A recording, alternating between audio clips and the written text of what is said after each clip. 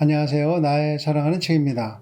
오늘은 마틴 로이드 존스 목사님의 능력을 소개하는 5번째 시간이자 마지막 시간입니다. 오늘 소개하는 장은 마지막 5장, 유일한 해결책입니다. 이 책의 결론이자 복음의 결론이기도 합니다. 마틴 로이드 존스 목사님은 인간에 대한 바른 이해가 없이는 복음에 대한 바른 이해도 없다고 하십니다. 인간을 어떻게 보느냐? 과연 인간은 희망이 있는 존재인가? 인간이 소망이고 인간에게 희망이 있다면 복음은 생수로 다가올 수 없습니다. 목마르지 않은 자에게는 생수가 넘쳐도 큰 기쁨이 없는 것과도 똑같습니다. 생수 한 잔의 위력은 목이 말랐을 때 발휘됩니다. 기독교가 인간을 바라보는 시각은 인간은 근본적으로 목마른 존재이고 스스로는 생수를 만들어낼 수 없는 절망적 존재라는 것입니다. 이 책의 5장은 통째로 복음의 정수입니다. 10분 정도로 줄인 문장들을 통해 복음을 다시 한번 새겨보는 시간 되시기를 소원하며 읽겠습니다. 5장 유일한 해결책. 고대의 대부분의 사람들은 복음이 진리임을 믿고 복음이 사실임을 인정하고 받아들였습니다. 하지만 그대로 살지는 못했습니다. 그러나 그때에도 그들은 여전히 복음의 경의를 표했습니다. 그런데 지금은 더 이상 그렇지 않습니다. 이제 사람들은 말합니다. 복음은 교육을 받거나 이성이 있는 사람이라면 거의 받아들일 수 없거나 믿을 수 없는 것이라고 말입니다. 복음을 전래 동화나 미신과 같은 범주로 취급하고 있습니다. 문화와 학식의 상징은 무종교 또는 반종교가 되었습니다. 아니 더 나아가 복음을 믿는 것은 진정한 진보와 발전의 가장 큰 장애물로 여겨지고 있습니다. 그리스도의 복음과 복음을 통해 값없이 주어지는 기적적인 구원에 대해 누군가 감히 이야기를 꺼낸다면 그는 시대에 한참 뒤떨어진 바보 취급을 받습니다. 더 나아가 복음을 개인이든 집단이든 인류의 유일한 희망으로 주장한다면 사람들은 그에게 미치광이나 바보라고 소리 지를 것입니다. 한번 솔직해집시다. 우리가 인생과 삶의 문제에 대해 바울 이전에 살고 죽었던 철학자들보다 더 해결책에 가까이 와 있습니까? 현대 세계의 상태를 보면 그 답을 얻을 수 있습니다. 우리의 지식은 삶의 외적인 요인, 곧 편리함과 즐거움에 대해서만 자랐을 뿐입니다. 삶 자체는 여전히 수수께끼로 남아 있습니다. 살아가는 길은 이전보다 더욱 갈피를 잡기가 어렵습니다. 경쟁 체제는 여전히 실패한 상태이고 우리의 필요를 채우지 못하고 있습니다. 그러나 복음은 인간의 철학이 아닙니다. 이것은 인간의 사상, 인간의 노력이나 탐구의 결과로 얻어진 것이 아닙니다. 복음은 하나님이 인생에 대해 생각하고 말씀하신 계시입니다. 사도들은 예수님을 그리스도라고 선포했습니다. 기본적으로 그들은 복된 소식이라고 불렀던 것을 사람들이 귀를 기울여 듣도록 촉구했습니다.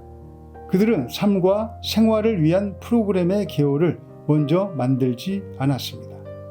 그들은 프로그램이 아니라 인간을 선포했습니다. 바로 나사렛 예수가 하늘에서 이 땅으로 오신 하나님의 아들이라고 했습니다. 그분께서 십자가에서 죽으신 것은 그분의 삶의 종말을 의미하는 것이 아니었습니다. 인류가 하나님과 화해하기 위해 반드시 일어나야 하는 일이었습니다. 성자 하나님이 친히 나무에 달려 그 몸으로 우리 죄를 담당하신 것이었습니다. 그러나 이것이 전부가 아닙니다. 그분은 무덤에서 다시 일어나셨습니다. 선택된 증인들에게 자신을 드러내신 후에 하늘로 올라가셨습니다. 하늘에서 그분은 초대 교회에 성령을 선물로 보내셨고 새로운 안목뿐 아니라 새로운 삶과 권능을 그들에게 허락하셨습니다. 그들의 삶은 완전히 변화되었고 진정한 삶을 살게 되었습니다. 그것이 메시지였습니다. 복음은 구원을 주시는 하나님의 능력입니다. 바울이 로마를 향해 쓴 글에서 능력이라는 단어를 쓴 것은 놀랄 일이 아닙니다. 이 단어는 그들에게 대단한 표현이었습니다. 당시의 사람들은 모든 것을 능력을 기준으로 판단하는 경향이 있었습니다. 아덴 사람들에게 지혜가 중요했듯이 위대한 제국의 수도인 로마 사람들에게는 능력이 중요했습니다. 그들은 효과와 능력이 없으면 눈길조차 주지 않았습니다. 복음만이 인간을 있는 그대로 바르게 봅니다. 진정한 인간론 없이 구원론을 논하는 것은 시간 낭비입니다. 치료 이전에 진단이 먼저 있어야 합니다. 복음만이 정확한 진단을 할 수 있습니다. 복음만이 치료법을 가지고 있습니다. 하나님은 불순종과 악과 죄가 처벌을 받도록 정하셨습니다. 처벌의 방법 중 하나는 우리 행위가 지금 바로 이 세상에서 결과를 내도록 그대로 두시는 것입니다. 하나님을 망각하고 대적하는 삶에는 저주가 따릅니다. 이것이 태초부터 내려오는 인류의 이야기의 전체입니다. 이것은 오늘날까지 계속되고 있습니다. 세상이 끝날 때까지 계속될 것입니다. 인간은 하나님 없이도 성공할 수 있다는 확신에 차 있습니다. 그런데 결과는 어떻습니까? 계속된 실패입니다. 의인은 없나니 하나도 없으며 모든 입을 막고 온 세상으로 하나님의 심판 아래에 있게 하려 함이라. 그렇다면 전혀 희망이 없습니까? 아무 방법이 없습니까?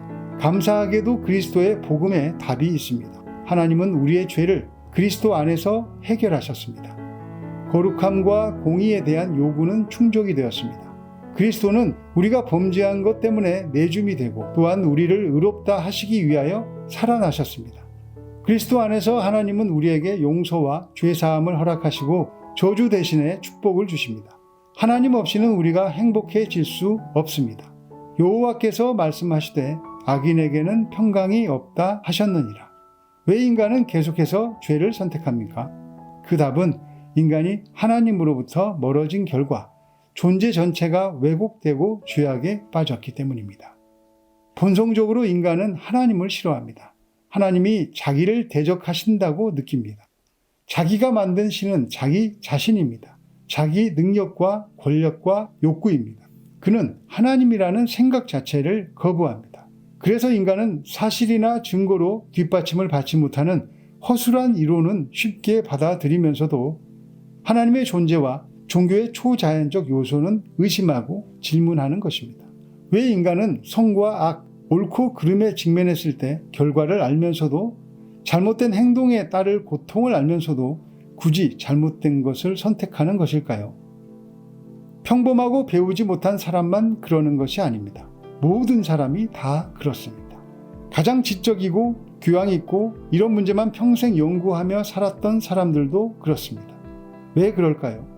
무엇으로 설명하시겠습니까? 만족할 만한 대답은 오직 하나입니다. 그 답은 바로 인간의 본성 자체가 타락했기 때문입니다. 그는 개선될 수가 없습니다. 결국 근본적인 변화, 새로운 본성을 얻기에는 부족합니다. 인간은 어둠을 사랑하고 빛을 싫어합니다. 그에게 어떤 일을 해줄 수 있을까요? 그가 스스로를 변화시킬 수 있을까요? 그가 자기의 본성을 새롭게 할 수 있겠습니까? 흑인이 피부색을 바꾸고 표범이 점을 없앨 수 있을까요?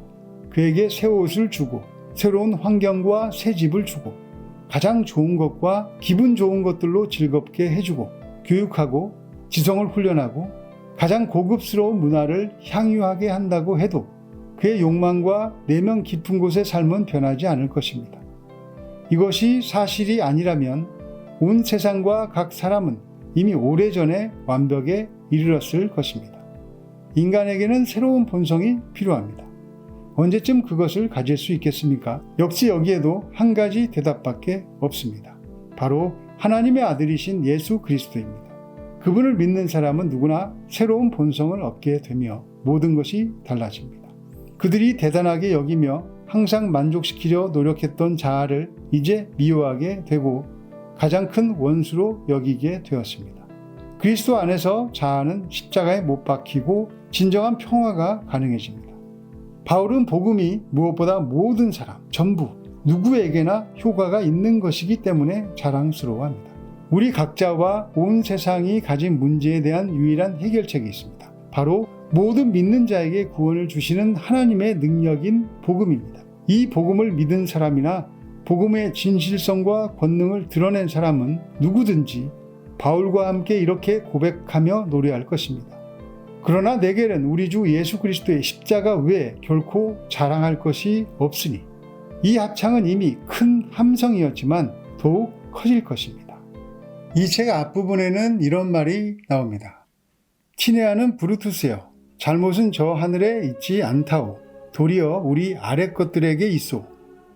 카시우스, 주전 42년 사망한 로마의 장군으로 시저 암살을 시도. 우리가 원치 않고 우리 자존심이 아무리 상하더라도 이 진리를 깨닫고 고백하지 않는다면 교회 안에서 참된 각성이 일어날 소망은 없습니다.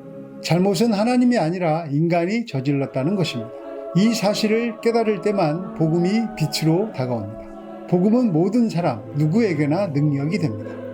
그러나 인간이 망한 존재라는 것을 깨닫지 못한다면 복음은 빛으로 느껴지지 않습니다. 주변에서 보면 사업이 망했다거나 건강을 망쳤을 때, 큰 실패를 겪거나 어떻게 해볼 수 없는 절망의 상황에 부닥쳤을 때 복음을 만나는 경우가 많은 것 같습니다. 그런데 그 문제가 다 해결되었을 때, 즉 암에 걸렸다가도 회복되고 사업이 다시 잘 풀리고 승승장구할 때도 복음이 빛으로 계속 지속되는 것은 훨씬 어려운 것 같습니다. 날마다 자신의 죄성을 깨닫고 나의 자아를 십자가에 못 박지 않으면 하나님과는 점점 멀어질 수밖에 없는 존재가 인간이기 때문일 것입니다.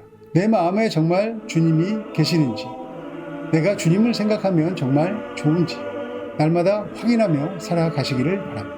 그래서 십자가가 정말 능력이라는 것을 날마다 경험하는 은혜 누리시기를 예수님의 이름으로 축복합니다. 감사합니다.